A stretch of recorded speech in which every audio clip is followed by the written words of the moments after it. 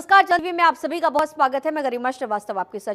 चलिए आपको सीधा उत्तराखंड लिए चलते हैं, जहां नगर से सीएम पुष्कर सिंह धामी क्या कुछ कह रहे हैं, सुनिए।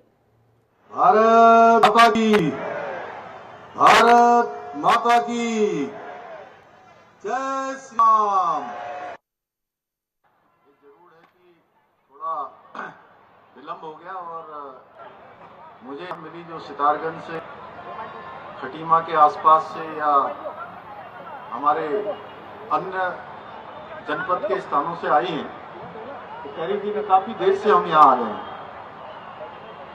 अब थोड़ी देर का कार्यक्रम बचा है।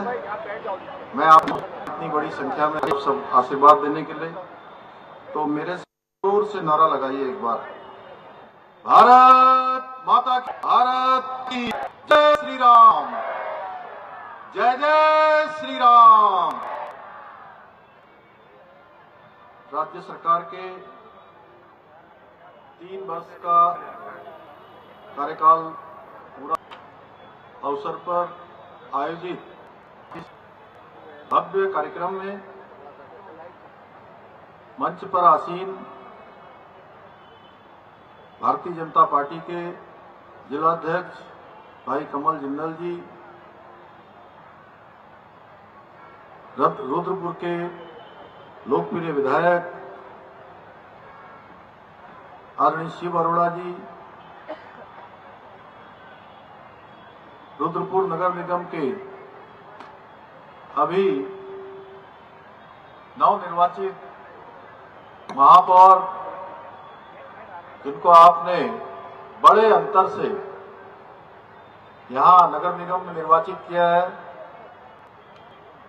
भाई विकास शर्मा जी, रुद्रपुर के साथ साथ काशीपुर में भी अभी जिनको वहां की जनता ने बड़े बहुमत से विजयी बनाया, आदरणीय दीपक बाली जी,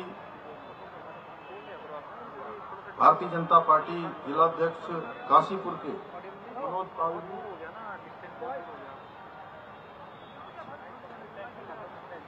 हमारे पूर्व विधायक आदरणीय राजेश शुक्ला जी, पूर्व विधायक डॉक्टर प्रेम सिंह राणा जी, पूर्व महापौर श्री रामपाल जी, जिलाध्यक्ष नैनीताल भाई प्रताप बिष्ट जी, जिला पंचायत की अध्यक्ष रेणु गंगवार जी, चेयरमैन नगर पालिका परिषद खटीमा, वहां भी लगभग अगर को छोड़ दूं तो लगभग 85% मत एक तरफा श्री रामू जोशी जी को मिले। वहां के लोगों ने आशीर्वाद दिया। श्री रामू जोशी जी नगर पालिका चेयरमैन पद पर बड़े अंतर से, ऐसा लग रहा था कि पता नहीं इस बार मतों का कैसा वहां पर डिवीजन होगा, लेकिन उनको भी बड़ी जीत मिली। भाई मनोज गुंबर जी और हमारे के यहाँ के सूत्र रूप में, चाहे नगर पालिका गदरपुर हो, चाहे वो केलाखेड़ा क्षेत्र हो, चाहे हमारा महुआ डाबरा का क्षेत्र हो, या नगर निगम काशीपुर हो, जिलाध्यक्ष रहते हुए भाई गुंजन सुखिया जी जो हमारे पूर्व अध्यक्ष हैं, पूर्व हमारे सदस्य आयोग श्री कमलेश जी, अर्जुन कश्यप जी, ममता जलोत्रा जी, दीप कोश्यारी जी, चेयरमैन हज कमेटी खतीब अहमद जी, नगर पंचायत हमारे अध्यक्ष श्री सचिन शुक्ला जी, नगर पालिका ये भी 90% वोट लेकर जीते हैं, राजू बसैनी जी, राजेश हमारे बरखा बाजपुर के भारतीय पार्टी के प्रत्याशी रहे, भाई राजेश कुमार जी, श्री उपेंद्र चौधरी जी, और मंच पर आसीन अब मैं सबको जानता हूँ। अब मैं अर्जुन जी, अगर मैं नाम लूंगा तो बहुत लंबा हो जाएगा। सुरेश जी, हमारे विवेक सक्सेना जी, संजीव सिंह जी, ये पर्चा भी ठीक से बनाया नहीं है, इससे अच्छा तो मैं पीछे देखकर बोलता तो अच्छा होता। तो हमारे मंच पर आसीन हमारे सभी पदाधिकारीगण, सभी नेतागण और हमारे कमिश्नर कुमाऊं और श्री रावत जी, जिला अधिकारी श्री नितिन भदौरिया जी और के पुलिस विभाग के वरिष्ठ पुलिस अधीक्षक श्री मारा जी और उनकी पूरी टीम बहुत सारे यहाँ पर प्रदर्शनी लगवाई है, बहुत सारे कार्यक्रम यहाँ पर आयोजित किए हैं।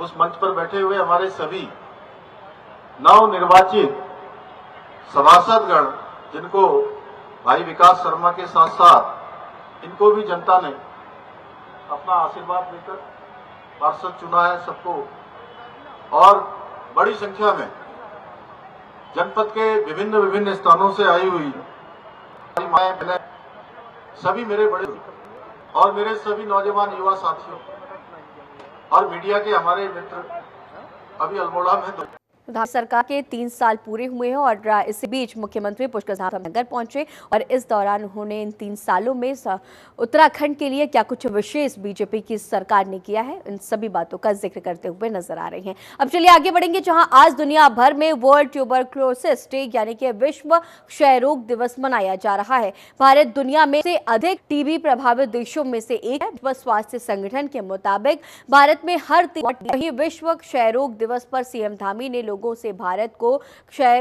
रोग मुक्त बनाने के लिए मिलकर काम करने का आह्वान किया। सीएम धामी ने सोशल मीडिया प्लेटफॉर्म एक्स पर पोस्ट कर लिखा कि रोग के उन्मूलन हेतु हमारी सरकार निरंतर कार्य कर रही है। प्रधानमंत्री के कुशल नेतृत्व में हम टीबी के विरुद्ध निर्णायक लड़ाई लड़ रहे हैं। आइए इस विश्व क्षय रोग दिवस पर हम सभी मुक्त भारत के संकल्प को मजबूत करें, समाज में जागरूकता फैलाएं, समय पर जांच कराएं और उपचार को बीच में न छोड़ें। तो आज विश्व क्षय रोग दिवस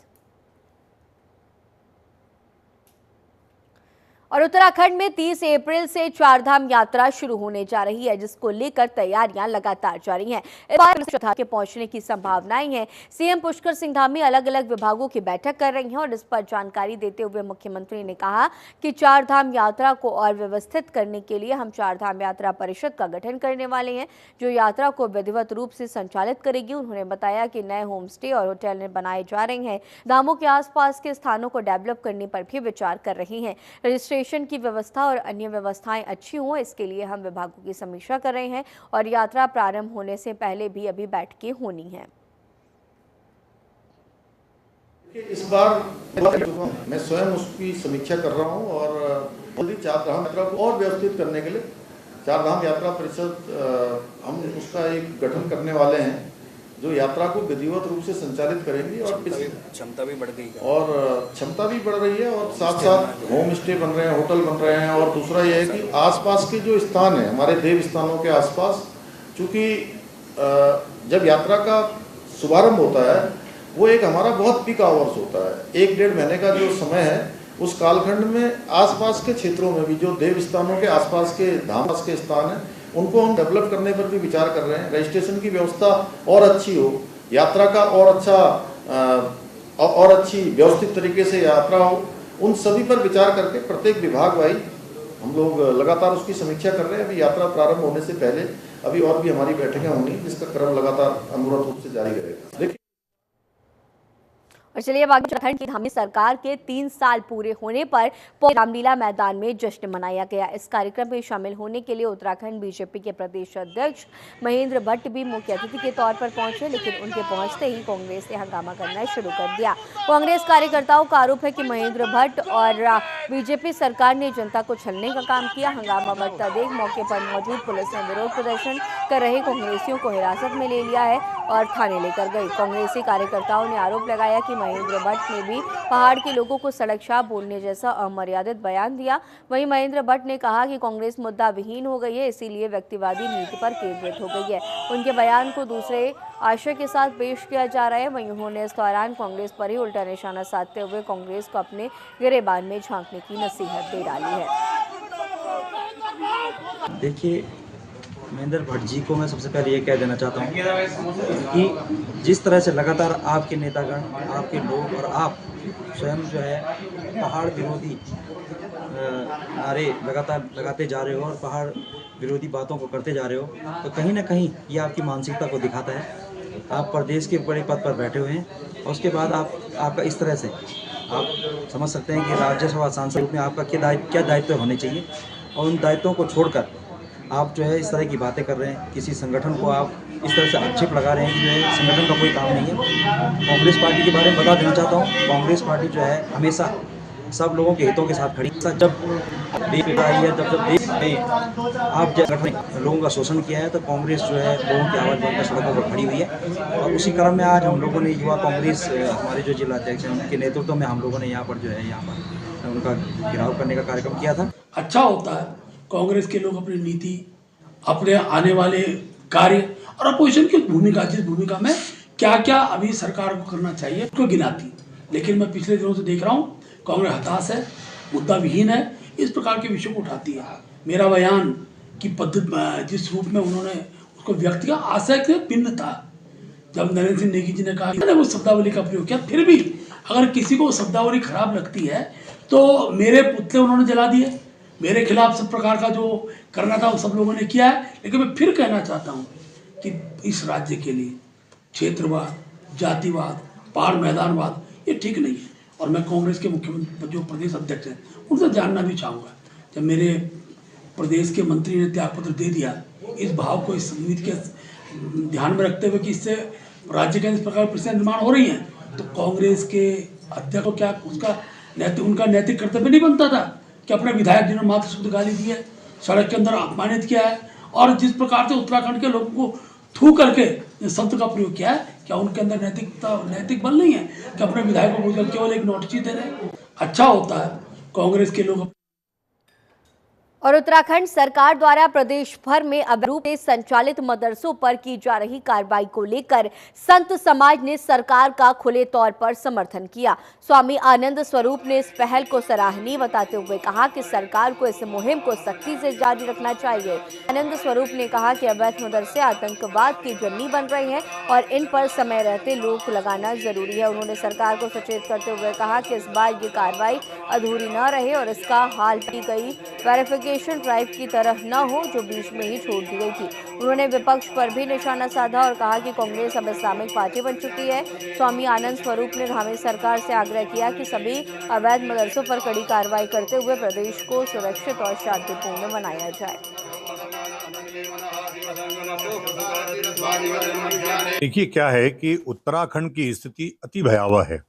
मैं आज 3 साल से लगातार चिल्ला रहा हूं कि उत्तराखंड कश्मीर होता जा रहा है। अब माननीय मुख्यमंत्री जी पता नहीं किसमें मस्त हैं, कभी कभी उठ जाते हैं।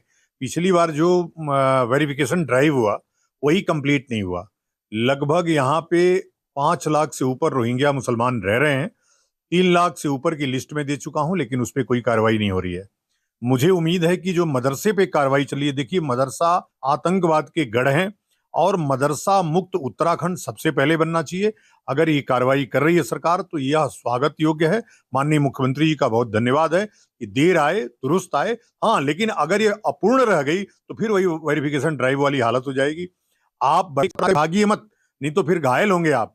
यदि आप संपूर्ण कार्रवाई कर रहे हैं तभी कार्रवाई करिए, नहीं तो छू छू के भगने वाला काम मत करिए। आपके अधिकारी महाभ्रष्ट हैं, वो जाकर के उन्हीं मदरसों से फिर से पैसा लेकर के डीएमओ आदि जितने डिस्ट्रिक्ट माइनॉरिटी अफसर हैं वो जाकर के उनसे पैसा लेकर के मदरसों को शुरू करा देते हैं। इसलिए उस पे गौर रखिए, फॉलोअप लीजिए, कार्रवाई करिए। देखिए क्या है कि उत्तराखंड की स्थिति। हरिद्वार में साइबर ठगों ने इस बार सीधे एसएसपी ब्रह्मेंद्र सिंह डोभाल को चुनौती दे दी है। ठग ने फेसबुक आईडी बनाकर उनके फोटो का इस्तेमाल किया और ठगी की कोशिश की। शाम को कई लोगों को इस फर्जी आईडी से फ्रेंड रिक्वेस्ट भेजी गई। यही नहीं, लोगों को मैसेज कर बताया गया कि हो गया है, सामान सस्ते दामों पर बेचना चाहते हैं।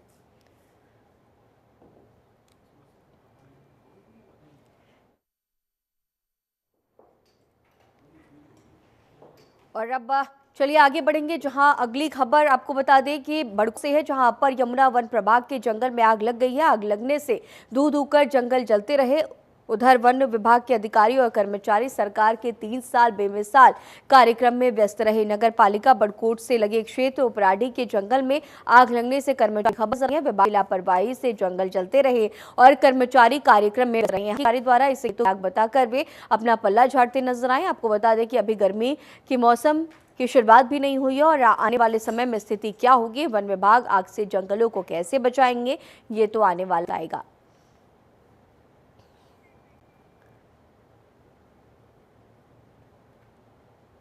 स्वास्थ्य विभाग आज से जिले भर में विशेष टीकाकरण अभियान शुरू करने जा रहा है। गुरुवार तक चलने वाले इस अभियान के तहत आंगनबाड़ी केंद्रों में टीकाकरण शिविर आयोजित किए जाएंगे और इस अभियान का मुख्य उद्देश्य 12 घातक बीमारियों से बचाव के लिए बच्चों और गर्भवती महिलाओं को टीके लगाना है। खासतौर पर वे लोग जो किसी कारणवश पिछले टीकाकरण सत्र में छूट गए थे, उन्हें इस अभियान के जरिए संरक्षण प्रदान किया जाएगा। स्वास्थ्य विभाग ने अभिभावकों और गर्भवती महिलाओं से आंगनबाड़ी केंद्रों पर पहुंचकर टीकाकरण कराने की अपील की, ताकि जिले में सुरक्षित स्वास्थ्य माहौल बनाया जा सके।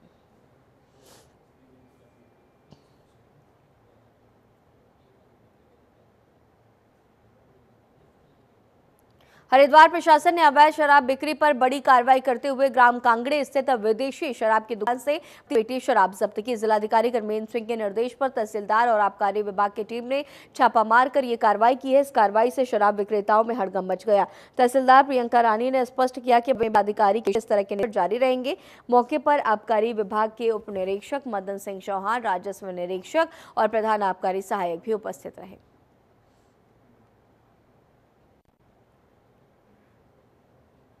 और चलिए अब आगे बढ़ते हैं, जहां डोईवाला में लच्छीवाला टोल प्लाजा पर भीषण सड़क हादसा हुआ है। यहां एक अनियंत्रित लोडिंग वाहन ने 3 वाहनों को कुचल दिया। मौके ही मौत हो गई, पूरी चूर हो गई। ये दर्दनाक मंजर देखकर लोग सहम गए हैं।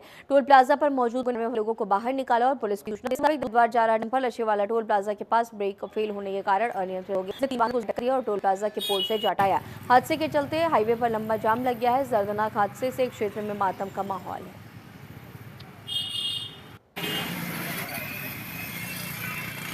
एक डंपर द्वारा कार दुर्घटनाग्रस्त होगी और 2 लोगों की मृत्यु की इसमें सूचना है।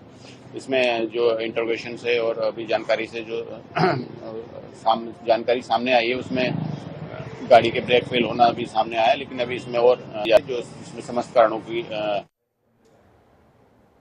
हल्द्वानी के दिल्ली पब्लिक स्कूल में पढ़ने वाले कक्षा 9वीं के छात्र यथार्थ मिश्रा, जो कि पिछले कुछ दिनों से लापता था, पुलिस ने दिल्ली से सकुशल बरामद कर लिया है। यथार्थ की स्कूटी और कॉपी किताबें गोरा पास के जंगल में जली हुई मिली थी, जिसके बाद से उनके परिजन और पुलिस चिंतित थे। पुलिस की मेहनत रंग लाई और छात्र को सुरक्षित ढूंढ लिया गया। 20 मार्च को वह रहस्यमय परिस्थितियों में लापता हो गया था। पुलिस ने बताया कि यथार्थ ने नाराजगी के कारण घर से भागने का फैसला और इसी दौरान उसने अपनी स्कूटी और किताबें जंगल में जला दी थी। पुलिस कंट्रोल रूम की सीसीटीवी फुटेज की मदद से जंगल के किनारे पहुंचे तो वहां स्कूटी और किताबें जली हुई मिली। पुलिस ने लगातार जांच जारी रखी और सीसीटीवी फुटेज, मोबाइल ट्रैकिंग और अन्य सुरागों के आधार पर यथार्थ बरामद किया गया। ये एक हर्ष का विषय है कि बच्चा सकुशल बरामद हुआ है, अपने परिवार के साथ है। आज दिल्ली से बरामदगी हुई है और पढ़ाई को लेके, डांटने को लेके वो थोड़ा क्षुब्ध होके, नाराज़ होके वो चला गया था और उसी नाराज़गी में उसके द्वारा बाइक जला दी गई थी। युवा पीढ़ी को ये कहना चाहूँगा, युवा पीढ़ी और हमारे अभिभावकों को भी, अभिभावकों के लिए ये कहना चाहूँगा कि देखिए, एक बच्चा एक गमले में लगा हुआ पौधा नहीं है, वो उसे एक ग्राउंड में लगे हुए पौधे की तरह सोचे, जो अपनी वृहद स्तर पर, फुल लेवल पर अपनी रूट्स और ब्रांचेस को खोले और अपने मतलब जैसे कहते हैं कि और बहुमुखी विकास की तरफ लेके जाए, अपने बेस्ट पोटेंशियल की तरफ लेके जाए। जो हमारे बच्चे हैं उनसे भी कहना चाहूँगा, आज बच्चे बहुत सारी चीज़ें टेक्नोलॉजी में सीखते हैं, उसके बाद फिर वो सोचते हैं कि हम ये करेंगे वो करेंगे, जल्दबाजी ना करें, धीरे धीरे स्टेप बाय स्टेप। और उपनगरी ज्वाला के कस्बाबाद मोहल्ले से दिल दहला देने वाली घटना सामने आई। यहां एक मासूम बच्ची पर खूंखार कुत्तों ने झुंड के साथ हमला कर दिया। पूरी घटना सीसीटीवी कैमरे में कैद हो गई, जिसमें कुत्तों को बच्ची पर चीखने की आवाज सुनकर आसपास के लोग तुरंत मौके पर पहुंचे और किसी तरह कुत्तों को भगाया है। गनीमत रही कि समय रहते लोगों ने बच्ची को बचा लिया, वरना हादसा और भी गंभीर हो सकता था। बच्ची बुरी तरह घायल हो गई और उसे इलाज के लिए अस्पताल में भर्ती कराया गया। इस घटना इलाके में भय और आक्रोश का माहौल पैदा कर दिया। स्थानीय लोगों ने नगर निगम और प्रशासन से आवारा कुत्तों की समस्या पर तुरंत कार्रवाई करने की मांग की है। और उत्तराखंड के अल्मोड़ा में आतंक बढ़ता जा रहा है। क्षेत्र मौले खाल स्थित पोखरी गांव का है। यहाँ तेंदुए ने घर में घुसकर 60 साल के बुजुर्ग का शिकार किया। बुजुर्ग घर में अकेले ही रहता था, जिस कारण किसी को बुजुर्ग की मौत की खबर भी नहीं लगी। बुजुर्ग की क्षत विक्षत शव को 2 दिनों तक घर में ऐसे ही वो पड़ी रही। ग्रामीणों ने तत्काल मामले की जानकारी को दी। इसके बाद वन विभाग की फॉरेंसिक टीम को मौके पर बुलाया गया। टीम ने घटनास्थल से साक्ष्य एकत्रित किए हैं। ग्रामीणों ने कहा कि उनके गांव में तेंदुए आतंक बढ़ता जा रहा है, वो लोग अपने घर में भी सुरक्षित महसूस नहीं कर रहे। ग्रामीणों ने सरकार और वन विभाग जल्द से जल्द तेंदुए के आतंक से निजात दिलाने की मांग की है। विधानसभा सल्ट में ये पहली घटना नहीं है कि श्री गोपाल सिंह रावत जी को बाघ ने रात को निवाला बना दिया। गोपाल सिंह अपनी दुकान पर अकेले रहते थे। रात को समय का कोई पता नहीं कि कब बाघ अंदर गया, उनका एक हाथ खा लिया, आधा सिर खा लिया। और ये पहली घटना नहीं है। हम पिछली बार भी कह चुके थे कि बाघ का विधानसभा सल्ट में बहुत आतंक मचा हुआ है और विभाग को और सरकार को देखना चाहिए। और सरकार और विभाग इस पर सोया बैठा है। आम जनता अपने घर से बाहर आने और शिव मूर्ति से कनखल जाने वाले मार्ग पर स्थित पांडे यात्रा सर्विस की दुकान में अचानक भीषण आग लग गई। देखते ही देखते आग ने विकराल रूप ले लिया और दुकान में रखा लाखों का सामान जलकर खाक हो गया। सूचना मिलते ही दमकल विभाग की टीम मौके पर पहुंची और बड़ी मशक्कत के बाद आग पर काबू पाया गया। आग लगने का कारण अभी स्पष्ट नहीं हो पाया है। लोगों के अनुसार आग इतनी तेजी से फैली कि आसपास के दुकानदारों में अफरा तफरी मच गई। करीब 2.5 लाख रुपए से अधिक के नुकसान का अनुमान लगाया जा रहा है। गनीमत रही कि इस घटना में कोई हताहत नहीं हुआ है।